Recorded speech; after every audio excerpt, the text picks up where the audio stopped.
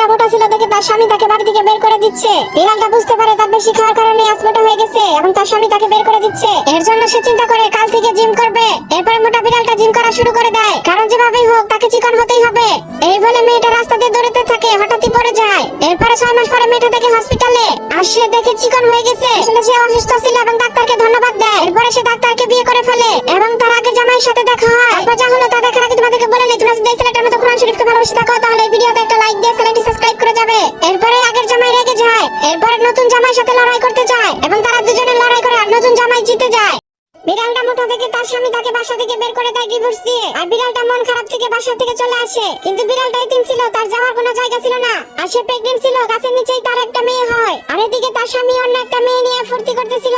আর বিড়ালটা নতুন একটা বাসা নেয়, সেই বাসাতে সে ব্যায়াম করতে থাকে এবং সে অনেক পরিশ্রম করতো, দৌড়াদৌড়ি করতো। 2 বছর পর বিড়ালটা এত সুন্দর হলো যা দেখার আগে তোমাদেরকে বলে নেই, তোমরা যদি এই ছেলেটার মতো কোরআন শরীফকে ভালোবেসে থাকো তাহলে এই ভিডিওতে একটা লাইক দিয়ে চ্যানেলটি সাবস্ক্রাইব করে যাবে আর কমেন্ট আমি লিখে যাবে। এদিকে তার স্বামী আজকে বিয়ে করে ফেললো। আর রাস্তা দিয়ে যাওয়ার সময় বিড়ালটার সাথে তার স্বামীর দেখা হয়। তার স্বামী অনেক অবাক হয়ে যায় এবং তার কাছে ক্ষমা চায়, কিন্তু বিড়ালটা ক্ষমা না করেই চলে যায়।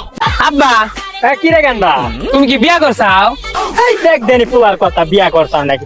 বিয়া না করলে তুই হইলি কোন খাইছে? তুমি বিয়া করছো, আমার আমারে বিয়া করছো কে? কারে বিয়া করবো? তুমি আরেকজন মেরিয়ে বিয়া করলে কাম হইতো না? তাহলে আরেকটা প্রতিবেশী বাড়তো, কাম কাজ করে দিত, আমার মায়ের আগে যাইত না। এ তো মাথা খাইয়া দিল রে, মাথা খাইয়া দিল।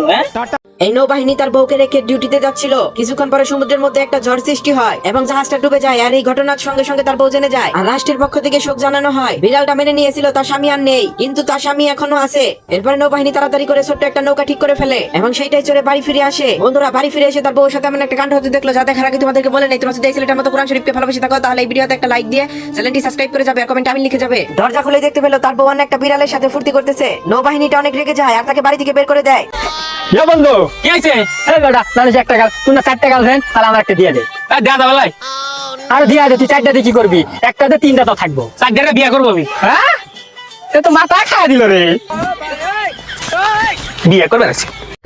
হ্যালো বন্ধুরা, দেখতে পাচ্ছেন জামাইবাবু ঘুরতে যাওয়ার নাম করে সে রাগ করে তার বউটিকে পাড় থেকে ফেলে দেয় আর সে হাসতে থাকে।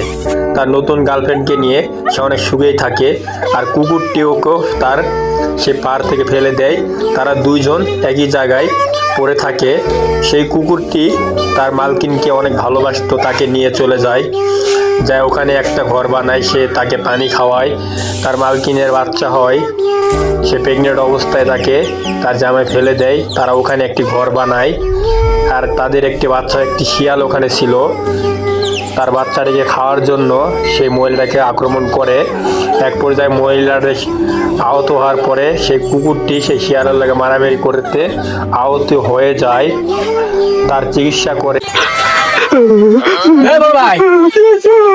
আরে হলো শীতের ধামাকা একটা অফার ছাড়ছে, তোমার কামা লাগবে না। হলো তুমি কি শীতের কম্বল গায়ে দিতে চাও? ফ্রিজের ভালো জিনিস খাইতে চাও? হ্যাঁ, সব কিছু খাইতে চাও না? তাহলে শোনো, তুমি আমাকে বিয়া দিয়ে দাও, তোমার জমি বিক্রি করে। আমার শীত নাই, বিয়া করবো স্যার। আমার শীত নাই, বিয়া করবে রয়েছে, জমি ভাগ লিবার রয়েছে।